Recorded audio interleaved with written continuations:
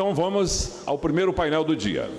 E para tratar do tema Coordenação, Cadastro e Registro, a experiência da Espanha, convido ao palco Fernando Jesús Manrique Merino, registrador do Colégio de Registradores da Espanha.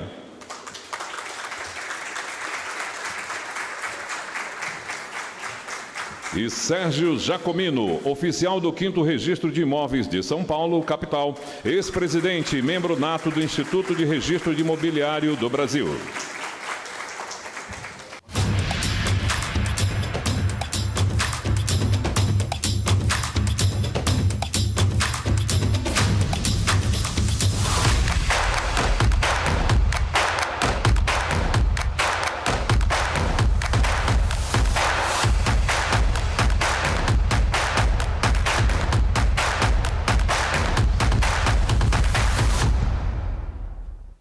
Bom dia a todos.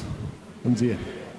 Primeiramente, eu desejo agradecer o convite para participar no encontro dos oficiais do Registro do Brasil.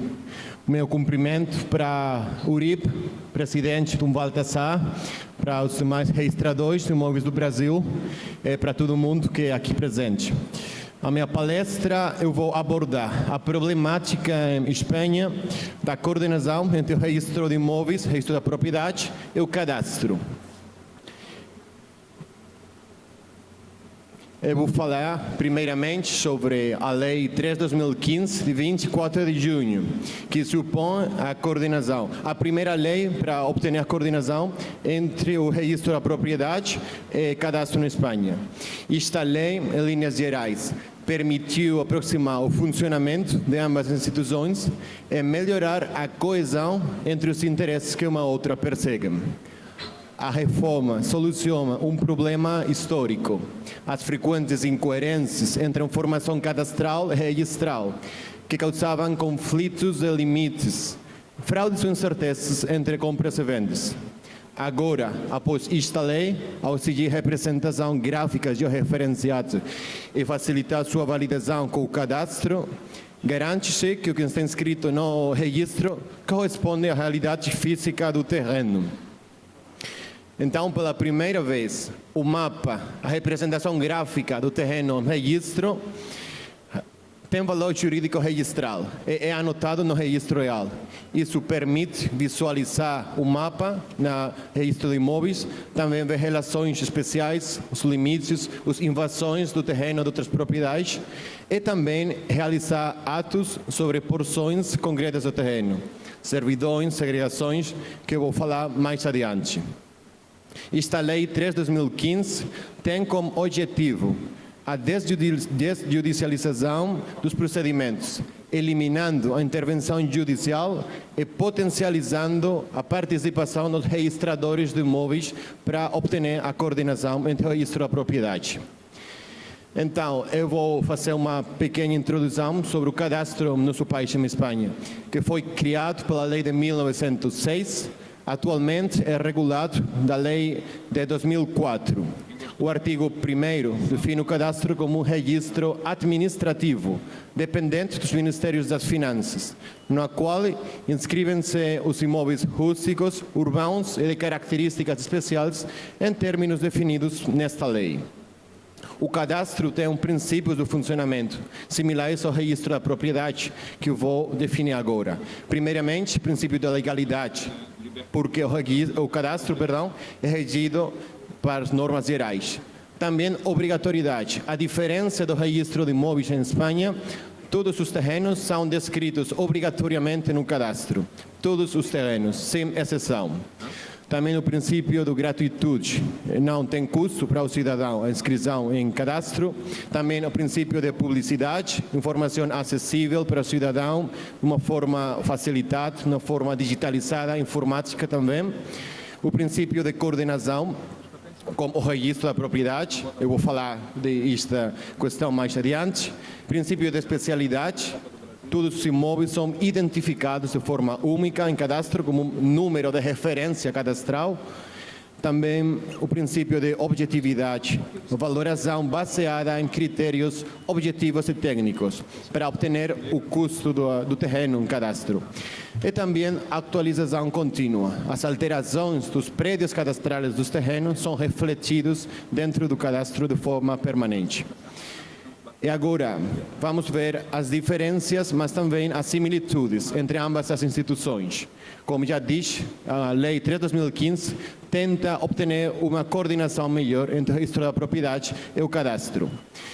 Geralmente, podemos dizer que o cadastro tem informação sobre a descrição dos imóveis, ubicação, delimitação. Mas o registro fornece informação sobre a situação jurídica das mesmas. Então, a titularidade, quem é o proprietário, é regido pelo registro da propriedade, registro de imóveis. A ubicação, a superfície, os metros, a parcela é definida pelo cadastro. E a coordenação entre ambas as instituições permite melhorar esses dados. No cadastro também podem constar dados jurídicos, dados do registro da propriedade. Em relação a todos eles, estabelece uma precisão de exatidão.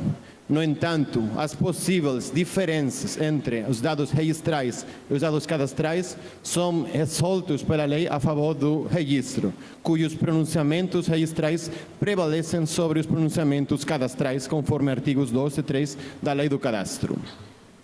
Agora gostaria de fazer uma análise do artigo 10 da lei hipotecária, que é uma norma essencial para conhecer a coordenação desde o ponto de vista registral em Espanha. Este artigo 10 estabelece, primeiro parágrafo, que a base da representação gráfica dos imóveis em Espanha será a cartografia cadastral, que estará à disposição dos registradores de imóveis.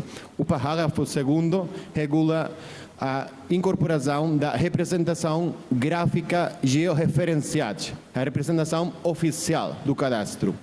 O parágrafo terceiro regula a utilização de uma representação gráfica georreferenciada alternativa, isto é, quando a representação oficial do cadastro não corresponde com a realidade, o cidadão, o proprietário, quer coordenar de uma forma alternativa. É possível também, como vamos ver mais adiante.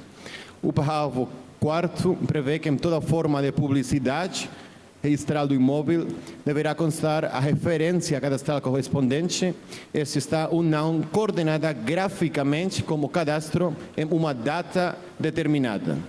O parágrafo 5º ocupa-se dos efeitos.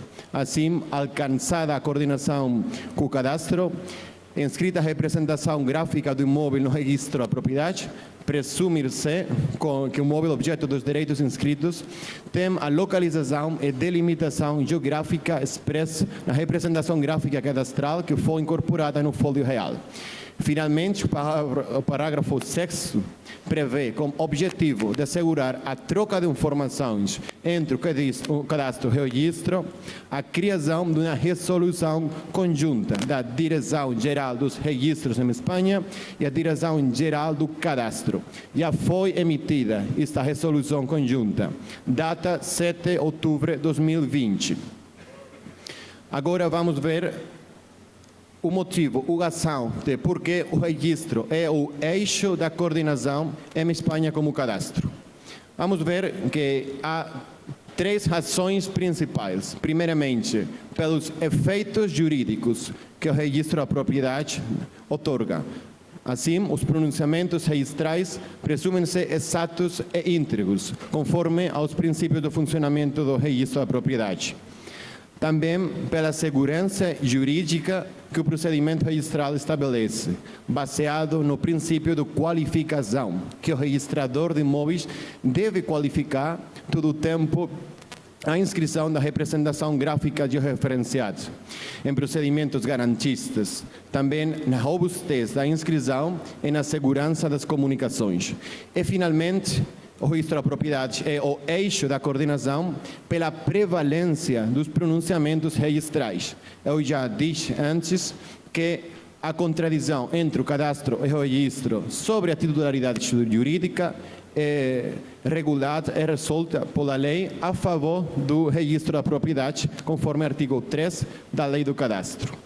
Também eu quero destacar que o Supremo Tribunal em Espanha declara que em caso de não coincidência entre o titular cadastral e o titular registral, nos casos onde a representação, a referência cadastral é inscrita, será levada em conta para os efeitos do cadastro a titularidade que resultar do registro. E o legislador quis que, com Lei 3/2015, os dados gráficos tenham e produzam efeitos jurídicos através do registro de imóveis, como suporte da segurança jurídica. Então, vamos ver agora os princípios registrais, similares ao cadastro, mas agora eu quero estabelecer a conexão entre os princípios registrais do registro de imóveis em Espanha, a conexão com a coordenação, a representação gráfica georreferenciada. Primeiramente, o princípio de voluntariedade, quis dizer que a inscrição em geral em Espanha é voluntária, não é obrigatória, que eu acho que é o mesmo caso que o Brasil.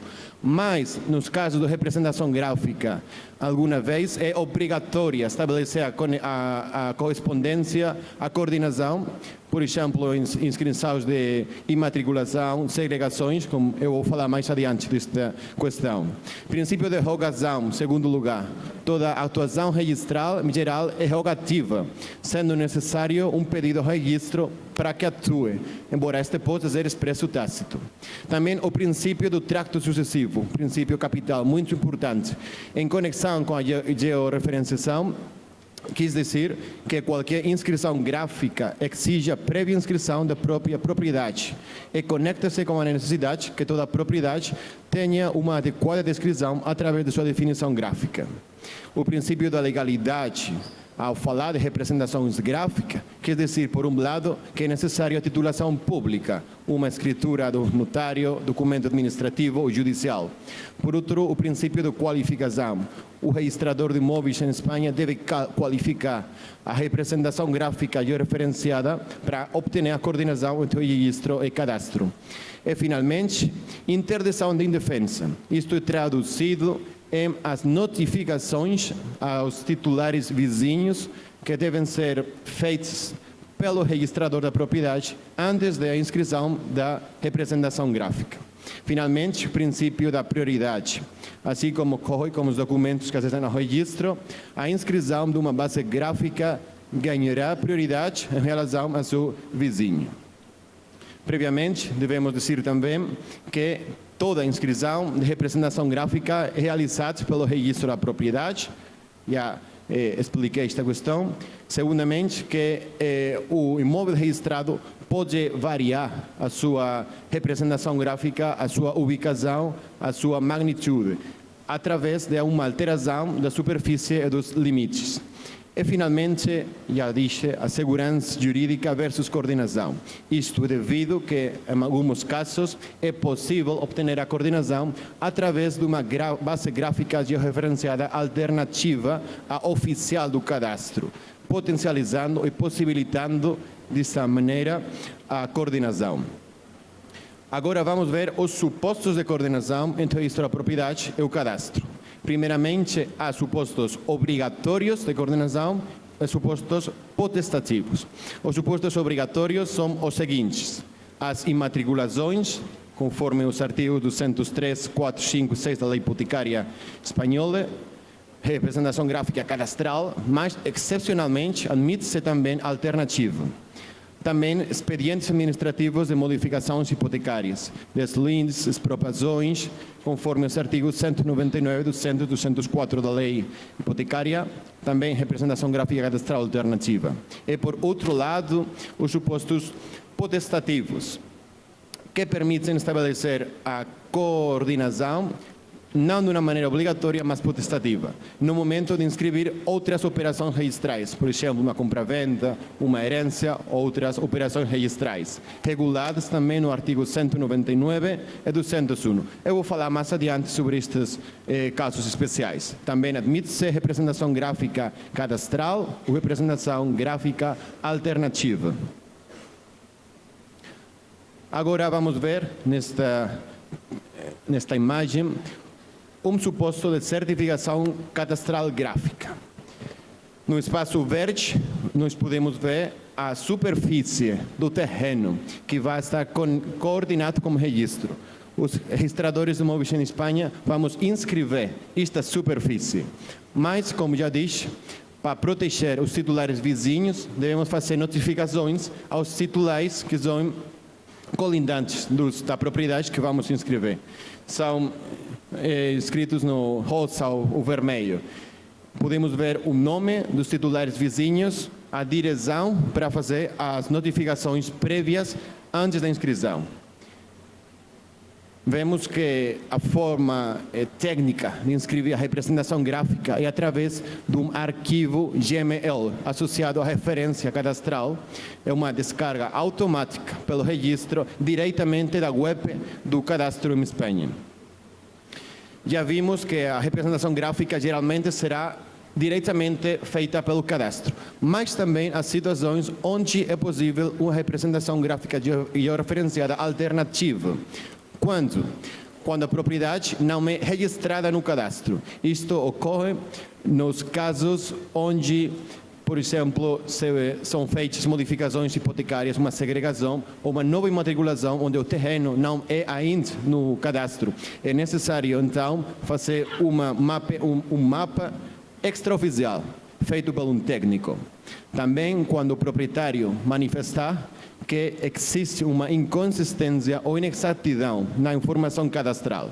Ou, finalmente, também, quando o interessado quer uma melhoria de precisão física e gráfica sobre a representação gráfica cadastral. Quem deve elaborá-la? A Lei de 3/2015 não estabelece, mas suponemos que um técnico especialista no mapeamento. Quem deve fornecê-la? O proprietário ou diretamente o técnico com autorização do proprietário? Devemos verificar, os registradores de imóveis, a autenticidade das assinaturas ou legitimação de assinação.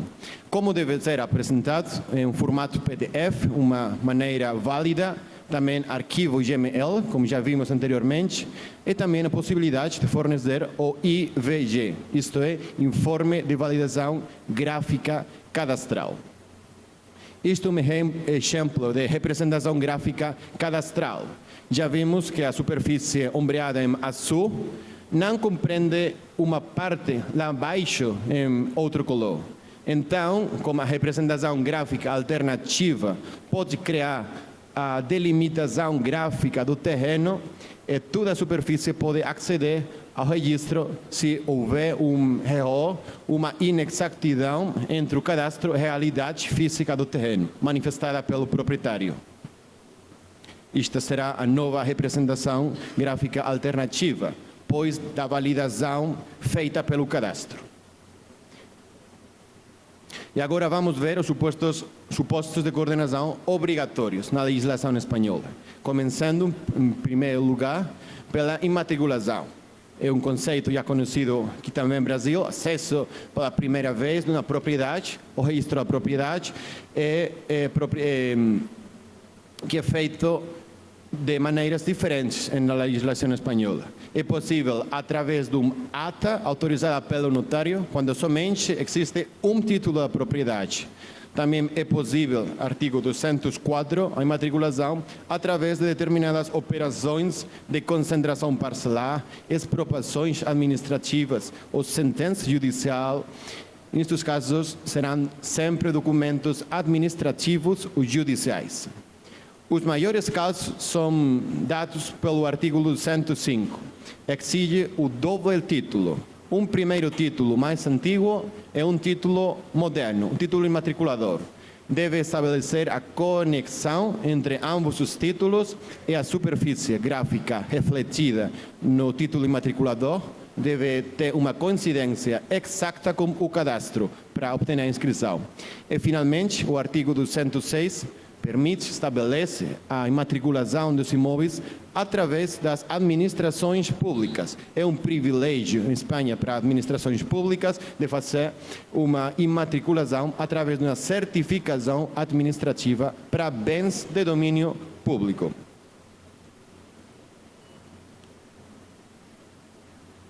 Como já disse anteriormente, geralmente será a representação gráfica georreferenciada oficial do cadastro, mas também é possível todos os casos já definidos e já esclarecidos pela Direção-Geral, admite hoje em dia a representação gráfica alternativa também para obter a coordenação em supostos de matriculação. Antes era obrigatória unicamente a representação gráfica cadastral, não alternativa. Hoje é permitida a representação alternativa para beneficiar a segurança jurídica e a celeridade do tráfego jurídico. E agora vamos ver também as operações da propriedade já inscritas no registro que vêm modificada a sua configuração jurídica, isto é, modificações hipotecárias.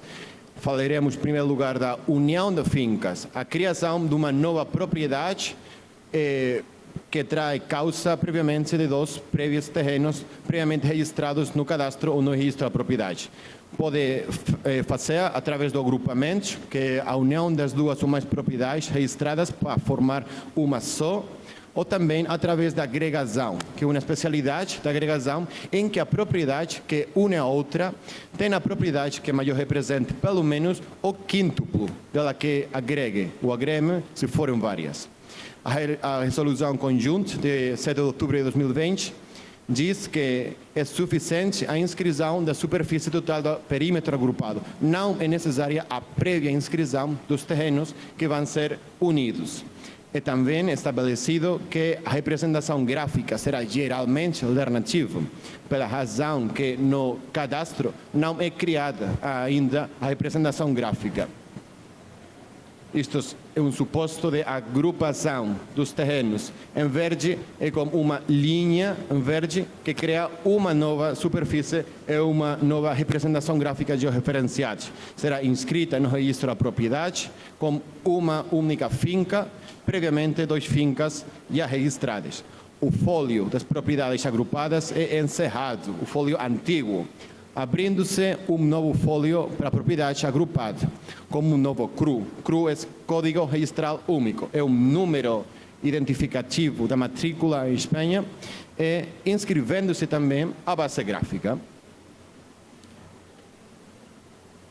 A particularidade é que o folio do imóvel de maior tamanho na agrupação é que absorve o de menor tamanho. Subsiste, assim como o Código Registral Único, encerrando-se o folio somente do imóvel absorvido, mas não do imóvel absorvente. E agora vamos ver também outros supostos de modificação hipotecária, suposto de inscrição obrigatória, que é a fragmentação, o contrário de união. Fragmentação da propriedade, que pode ser feita através da divisão ou através da segregação. A divisão supõe a fragmentação total de uma propriedade registral em várias propriedades que passam a ser propriedades totalmente novas, cada uma com a sua própria geometria. Deve ser fornecida a base gráfica da propriedade resultante, que normalmente será alternativa. A segregação supõe tirar uma porção de uma propriedade inscrita, denominada matriz, que mantém seu registro vigente, criando outra nova, denominada segregado, que abre um novo registro. Vamos ver graficamente como é o contrário que é a agrupação ou agregação. Criam-se 2 propriedades separadas, abrindo-se novos fólios registrais, novas matrículas para os prédios. Isto é a finca após da segregação, a superfície é modificada e obtendo-se a coordenação com o cadastro.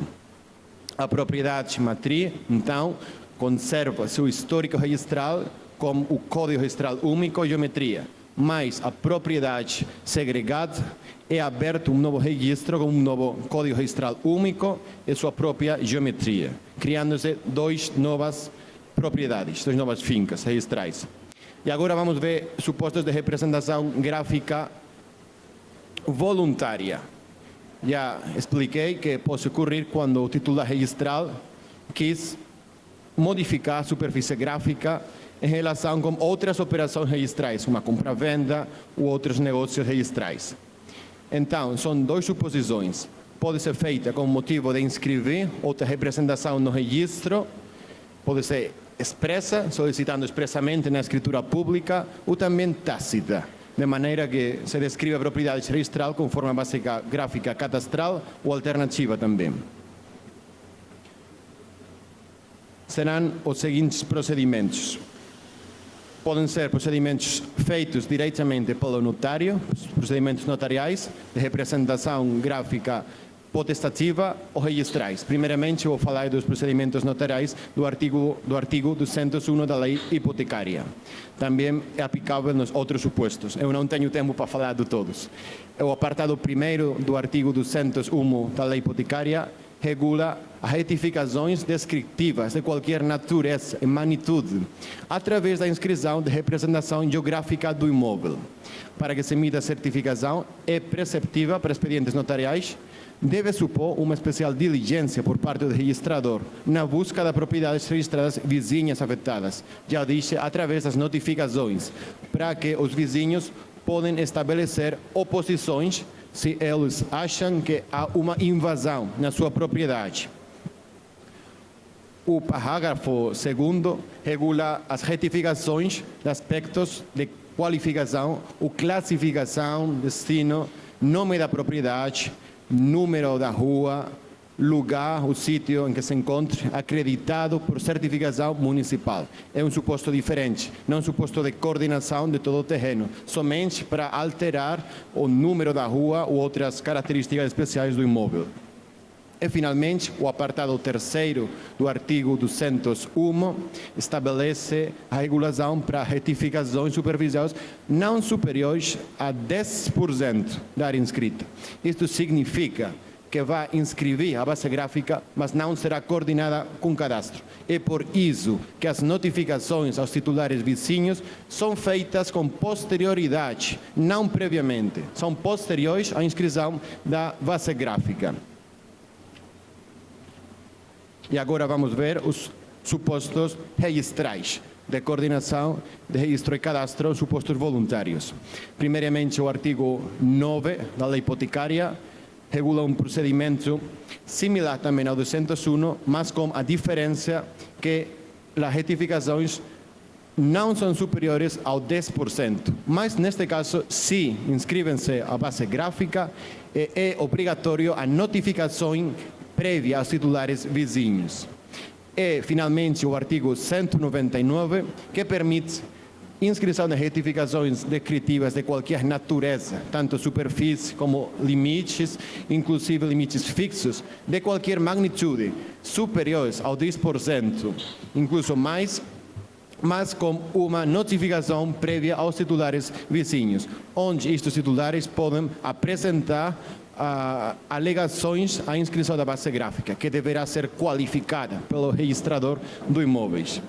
A base gráfica, já dissemos, pode ser cadastral, uma base gráfica oficial, número 1º do artigo 199, ou alternativa, regulada no número 2º. Agora vamos ver,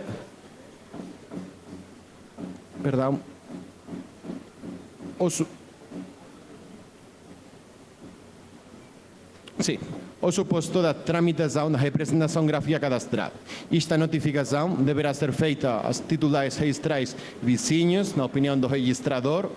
Também a administração competente, se apreciar indiciariamente uma possível invasão do domínio público, imaginemos um rio, ou uma rua, ou outros terrenos públicos.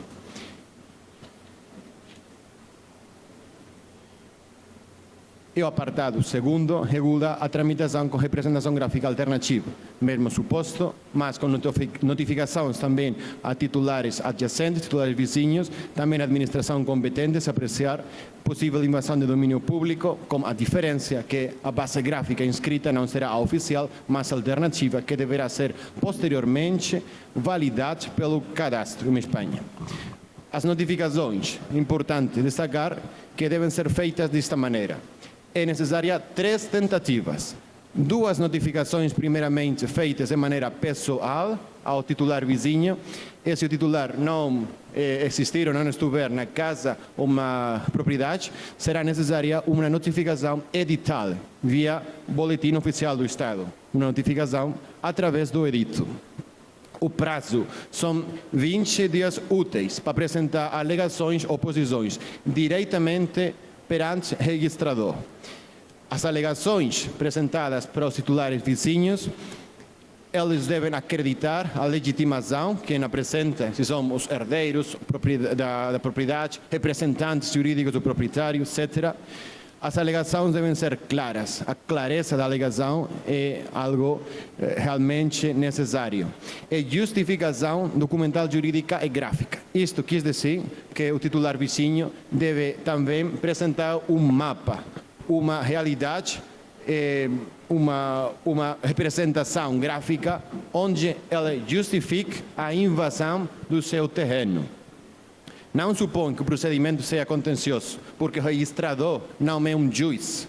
Se houver contradições, o registrador paralisa o procedimento e o titular registral pode aí ir diretamente ante um juiz.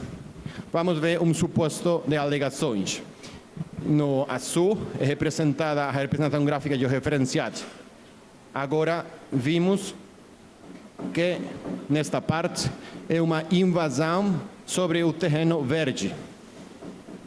O titular vizinho deve estabelecer com exatidão qual é a superfície invadida, os metros quadrados invadidos e apresentar as alegações diretamente do registrador da propriedade com um mapeamento do terreno e da finca. E agora vamos ver uma pequena referência às obras novas, para terminar. As obras novas, já sabemos que é a declaração no registro da propriedade de uma nova edificação, uma nova casa, uma nova galpão também, é que é exigido para toda declaração de obra ou instalação. Somente destacar que a constância das coordenadas de ocupação é diferente à georreferenciação de todo o terreno, porque as coordenadas de ocupação podem ser fornecidas diretamente do cadastro ou elaboradas por um técnico, mas não é preciso apresentar um arquivo YAML, bastando a constância das coordenadas em um certificado técnico. É também independente de que conste ou não inscrita a representação gráfica da própria propriedade, porque somente inscreve-se nas obras novas a superfície da edificação, não a superfície de todo o terreno. Mas há exceções.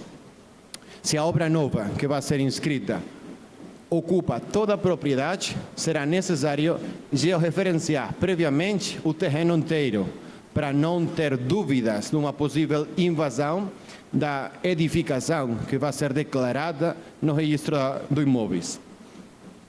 Isto é o exemplo, que quando toda edificação ocupa a totalidade do terreno, é necessária previamente a inscrição da representação gráfica do terreno, pois a georreferência de construção supõe indiretamente a georreferência do lote e, consequentemente, pode afetar os terrenos vizinhos, com risco que essa georreferência seja realizada sem a intervenção de qualquer dos proprietários dos terrenos vizinhos.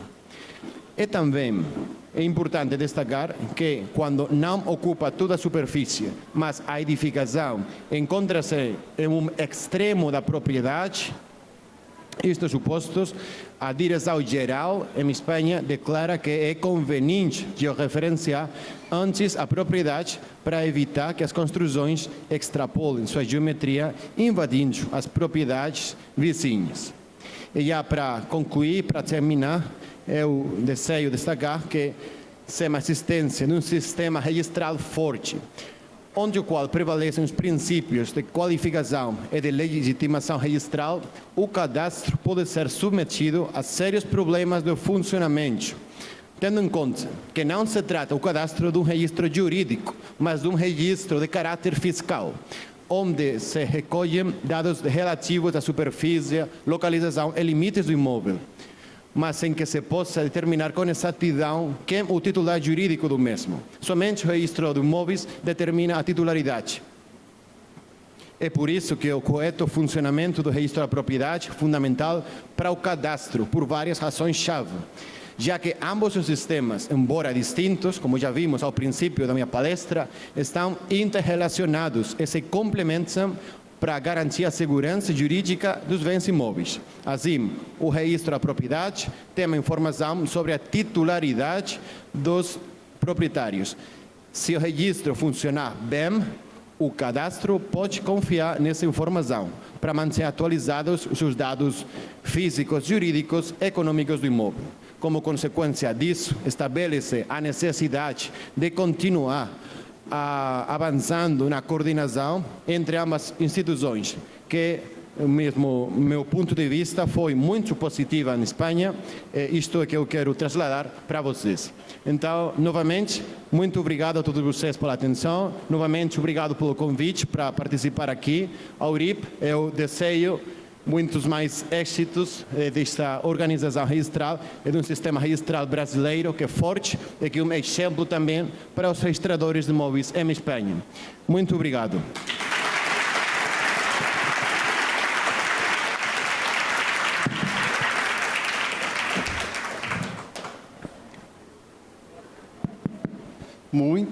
Muito bom. Parabéns, Fernando, pela sua exposição, pela clareza, pela abrangência. Eu acho que o modelo espanhol pode nos servir de referência para as discussões que nós teremos que empreender, especialmente agora com o advento do provimento do CNJ, que trata mais ou menos do mesmo tema, não é?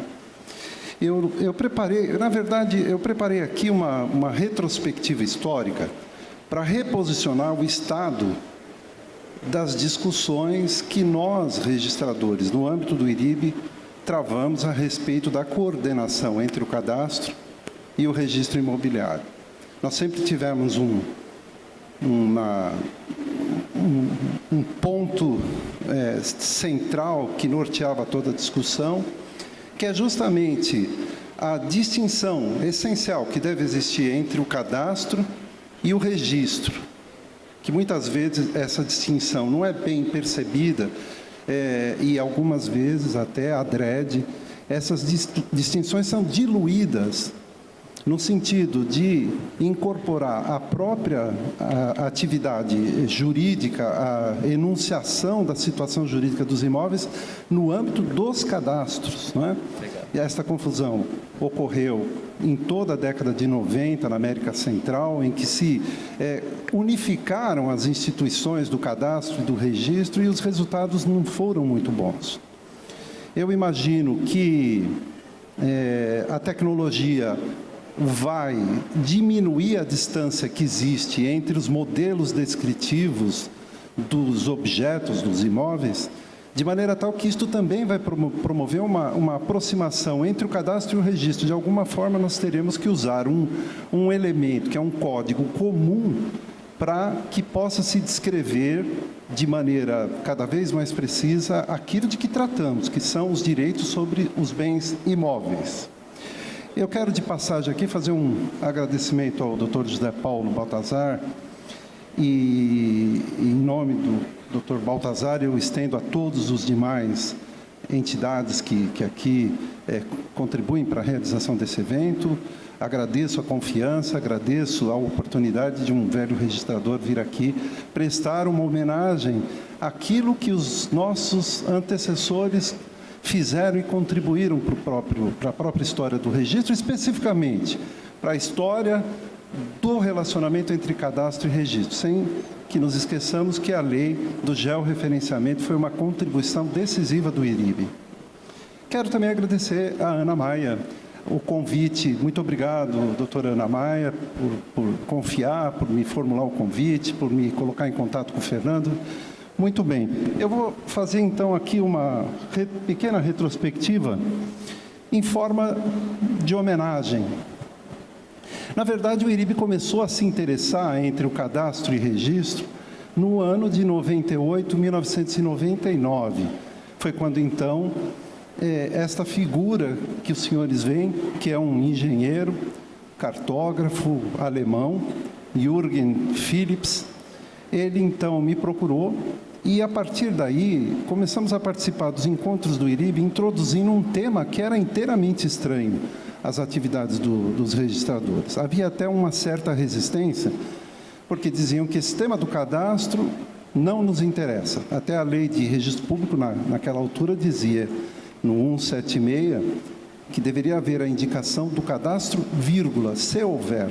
Então, o cadastro nunca foi uma instituição bem estruturada no Brasil, de tal forma que nós tínhamos tantos cadastros quantos eram os municípios brasileiros. Isso para ficar nos imóveis urbanos. No cadastro rural era um pouquinho mais fácil, e não é à toa que se fez a primeira experiência concreta de coordenação, a exemplo do que foi feito na Espanha, que foi a lei do georreferenciamento, a Lei 10.267. Mas já em 99, nós falávamos em cadastro e registro, conexão e interdependência. Foi um artigo que nós publicamos e nós integramos um grupo de trabalho sobre cadastro imobiliário formado na Universidade, inicialmente na Federal de Santa Catarina, e depois, por conta do doutoramento da doutora Andréa, nós fomos também, estendemos esses trabalhos lá para o Pernambuco. Então, nós já falávamos isto em 1999, em coordenação entre o cadastro e o registro imobiliário. Isso está noticiado no boletim de 1999. Essa é a doutora Andréa.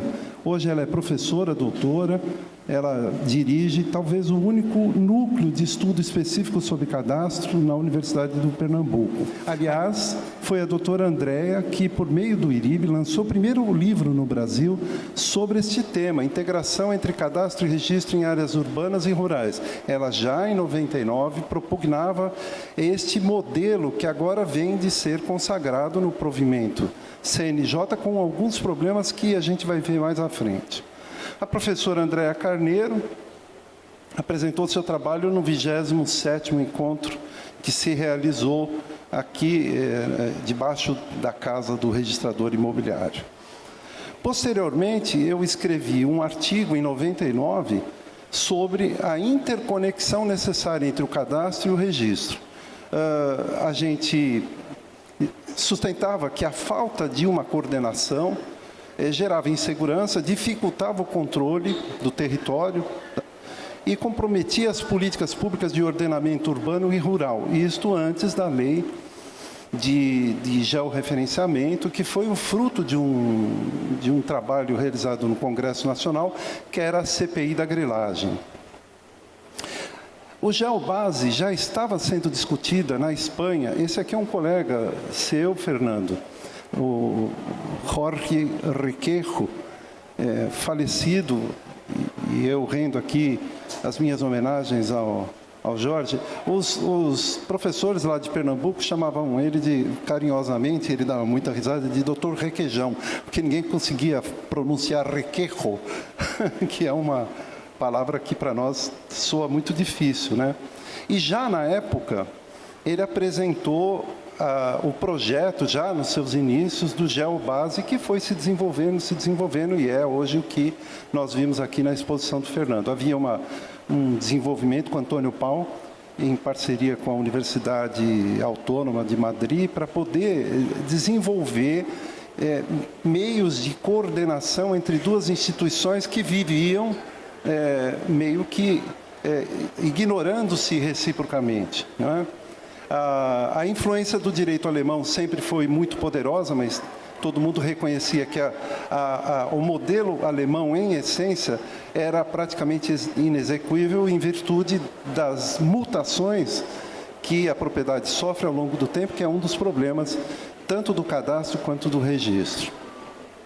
Eu tive aqui em Manaus, em 2006, a convite do Ministério das Cidades, para tratar e de aprofundar as discussões acerca do cadastro técnico multifinalitário e o registro de imóveis. O Ministério das Cidades teve uma disposição e nos deu uma acolhida muito grande, assim como o Ministério do Desenvolvimento Agrário e o INCRA, anteriormente, em 2000, para a consecução dos projetos. Nós andamos o Brasil com a Eglaísa, que é essa senhora aqui ao meio, fomos a Cuiabá, fomos a várias regiões do Brasil, fazendo um trabalho missionário de valorização desta ponte de inter-relação, de interconexão, de interoperabilidade entre o cadastro e o registro. Sempre achamos que isto era fundamental e que deveria, de fato, ser perseguido e Porque tardava uma lei específica, e eu vou voltar ao assunto da lei, da necessidade de uma lei, como na Espanha há. A falta de uma lei, o Ministério das Cidades foi sucessivamente baixando normas técnicas no âmbito de suas competências para tratar, nessa altura, de recomendações de organização de um cadastro técnico multifinalitário nos municípios. Era um trabalho muito difícil, porque faltava uma legislação federal específica. Aliás, tem um projeto de lei que está em andamento há muitos e muitos anos, e este assunto não prosperava. Então, nós contribuímos de maneira muito efetiva, eu digo o IRIB, para que esse trabalho pudesse frutificar nos municípios brasileiros. Nós também trouxemos um outro colega seu, Fernando, Jorge Blanco, para falar aqui sobre a coordenação entre o registro e o cadastro. Como vocês podem ver, esse tema não é novo. Esse tema frequentou de uma maneira bastante aprofundada nas discussões que sempre o IRIB levou a respeito do tema do cadastro e do registro, porque havia um risco imenso, tanto por ocasião da Lei 10.267, um pouquinho antes, a CPI da grilagem recomendou que fosse encaminhado ao Congresso Nacional a criação de um registro paralelo, um registro público, eles chamavam registro público de terras, porque nas conclusões da CPI, os grandes vilões das grilagens de terra, seja aqui na região norte, seja até mesmo em São Paulo, em várias regiões do Brasil, na Bahia, que o vilão de tudo isso era o registro imobiliário. Esse foi o extrato que se pode identificar no relatório da CPI. Então, o impulso inicial do governo, e na época o ministro era o ministro Jungmann, era de criar um registro paralelo, como aconteceu, por exemplo, no Peru, com o registro das propriedades regularizadas ou das propriedades informais, que é sempre esse jogo da informalidade e da formalidade para que se possa revelar à sociedade quem é efetivamente titular de direito sobre o quê. Então, nós vimos nesta senda, tentando demonstrar que o vilão não era o registro imobiliário. Aliás, a gente publicou, ao longo do tempo, textos históricos onde se identificavam os meios pelos quais a grilagem era realizada. E muitas vezes ela ocorria por meio de titulação inidônea emitida pelo próprio Estado. Então, nós tínhamos um papel muito importante de fazer frente à iniciativa de assimilar o registro imobiliário por uma instância que era o cadastro, que, aliás, tinha inspirações em outros modelos na Europa, por exemplo, o modelo holandês. Então, nós sempre defendemos a cidadela fortificada do registro imobiliário como o único órgão que poderia definir a situação jurídica sobre os imóveis. Esta não é uma atribuição do cadastro, assim como não era, e acho que alguns limites vão sendo estendidos, não era atribuição do registro determinar fisicamente o bem imóvel. Agora, tanto na Espanha quanto no Brasil, por meio de uma elaboração de uma peça técnica, é possível inovar a descrição, porque não nos esqueçamos, a descrição, seja ela narrativa, como nós temos hoje no registro, seja ela revelada por meio de georreferenciamento, de pontos georreferenciados, estes elementos estão cobertos pela legitimação registral, coisa que o cadastro não promove e não deve promover. Mas essa tentação sempre existiu e a gente sempre atacou tudo isso. Vamos dar um salto, porque se eu ficasse aqui reproduzindo todos os passos da discussão, aquele que tem interesse nisso, eu acho que a gente vai ter que fazer esta revisitação agora para tentar interpretar e enquadrar na tradição do direito imobiliário brasileiro este provimento que acabou de ser editado pelo CNJ.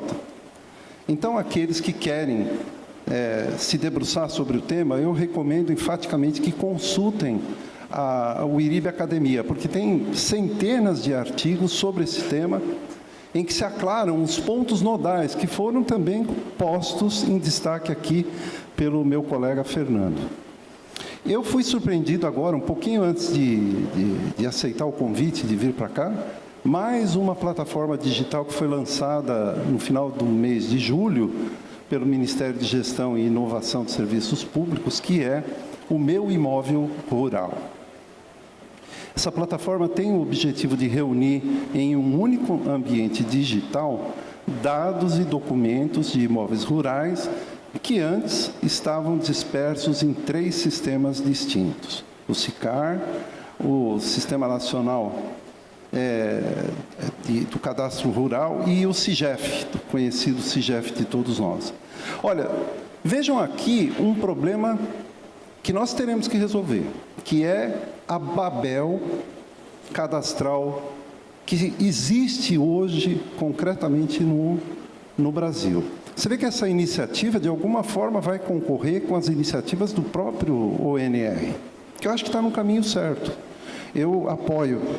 Acho que tem que aprofundar esses temas, acho que a representação gráfica é uma ferramenta indispensável para manejo dos dados dentro da serventia, e se houver uma plataforma compartilhada, melhor ainda, porque isso dá um sentido de eficiência, de economicidade, de economia de escala mesmo, né?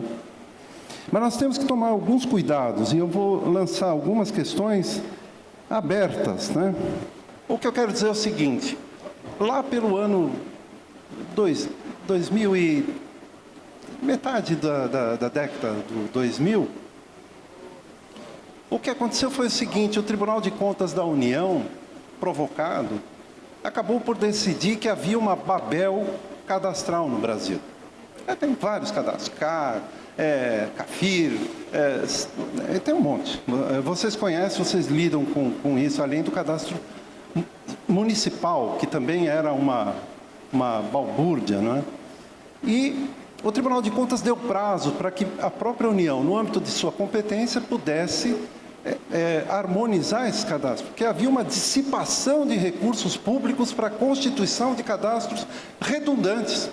Então, você tinha um cadastro do INCRA, você tinha um cadastro da Receita Federal. Então, você tinha o cadastro ambiental, você tinha o cadastro... Então, esses cadastros todos deveriam ter uma base comum em que eles compartilhassem, por meio de integração, por camadas, por layers, por lâminas, não é? Aqueles elementos que representavam os interesses para uma eficiente gestão territorial. Muito bem. Aí apareceu o Sinter. Eu queria muito falar sobre isso, por quê? Porque o IRIB combateu de maneira veemente o modelo do Sinter, que nasceu, assim como havia nascido o projeto de lei de terras lá na grilagem, ele nasceu com a ambição de regulamentar a Lei 11.977, que criava a Lei de Registro Eletrônico. Então, o primeiro documento, e eu faço questão de ressaltar esse aspecto, até porque eu sou um registrador de imóveis, mas também sou um registrador da memória do registro de imóveis. Eu guardei os documentos seminais do Sinter, em que ele enunciava essa sua ambição. Esse projeto foi se modificando ao longo do tempo, mas ele não deixava de representar uma certa descaracterização deste modelo que nós sempre defendemos, que é de interconexão, de compartilhamento, mas não de assimilação de um pelo outro. E a nossa disputa, que era uma disputa técnica, e foi levado ao CNJ e acabou sendo acolhido pelo CNJ, e o Sinter, tal e qual havia sido previsto naquele decreto anterior da Dilma, acabou não sendo não concretizado no Brasil, o que acarretou a sua revogação. E agora, a reconformação do sistema do Sinter tem uma outra orientação que me parece mais adequada do que aquela que, então, a Receita Federal defendia. É uma pena que eu não consiga demonstrar aqui, porque tem um fato novo e que eu acho que a gente deve considerar se formos analisar a forma como vamos organizar o SIG-RI, que é justamente o aspecto que eu quero levar em consideração, que eu acho que é o elemento faltante nesta equação da criação do IER e do SIG, a falta de uma lei federal, assim como há na Espanha. Na Espanha existe uma lei que regulou muito bem, disciplinou muito bem esta coordenação entre o cadastro e o registro. Aqui, mais uma vez, assim como o Ministério da Cidade, a míngua de um marco legal definidor, acabou regulamentando, na medida do possível, o cadastro técnico multifinalitário, assim também o provimento acabou regulamentando a míngua de uma lei que tratasse disso. Mas tem que considerar que uma lei hoje existe, e não é uma lei ordinária, é uma lei complementar. A lei complementar 214 de 2025 consagrou o CIB, que é o Cadastro Imobiliário Brasileiro, e o Sinter. Então, agora, o Sinter conta com uma previsão legal. E o Sinter, como regulamentado agora, parece adequado às necessidades de gestão territorial e, principalmente, das funções de arrecadação, que esse é o core da Receita Federal. O Sinter está definido dessa forma, um sistema de gestão pública que tem por objetivo integrar os dados cadastrais, geoespeciais e jurídicos. E se a gente se lembrar do exemplo alemão, ele pode até revelar, mas ele não pode inovar, ele não pode constituir, ele não pode extinguir, ele não pode promover a mutação jurídica da parcela. Ele pode espelhar. Muito bem. Veja, o decreto atual que regula o Sinter é de 2022 e, curiosamente, parece que se deu aqui um fenômeno muito curioso. O regulamento veio antes da lei. A lei que criou o Sinter é de 2025, mas já havia a criação do Sinter no âmbito administrativo da Receita Federal. Ali existe uma instrução normativa da Receita Federal que eu recomendo que os senhores leiam, porque ali tem toda a estereotipação desse cadastro, como ele deve se organizar. E acho que se está a criar aqui uma visa atrativa que vai absorver todos os cadastros existentes no Brasil. O CIB, como previsto agora na Lei Complementar de 2025, integra o Sistema Nacional do Sinter, né, de Gestão Territorial. Artigo 265 da Lei Complementar. Os notários e registradores deverão enviar os dados para o Sinter e deverão adotar o CIB como código de identificação cadastral dos bens imóveis e, no prazo de 12 meses, a partir da publicação da lei, os cartórios deverão proceder à adequação dos sistemas para a adoção do CIB como código de identificação cadastral dos bens imóveis. Então, percebam que nós estamos brigando aqui com siglas.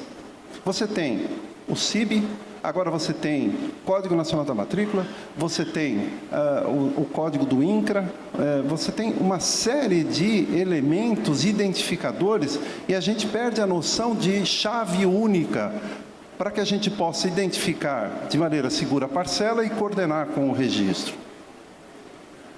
Eu falei muito sobre a história do IRIB. Eu recomendo que os senhores assistam esse documentário, O Papel do IRIB na Gestão Territorial Brasileira, que está publicado no site do IRIB, em que a gente conta toda essa história do enfrentamento com as iniciativas do Congresso e do próprio Executivo, no sentido de preservar as funções essenciais do registro no relacionamento com o cadastro. Eu queria aqui falar um aspecto importante e que, de certa forma, valoriza o registro indiretamente. Esta lei complementar diz o seguinte, que o aspecto mais importante desse CIB é que poderá ser atribuído um código, né, para as parcelas. Esse é um conceito técnico de cadastro.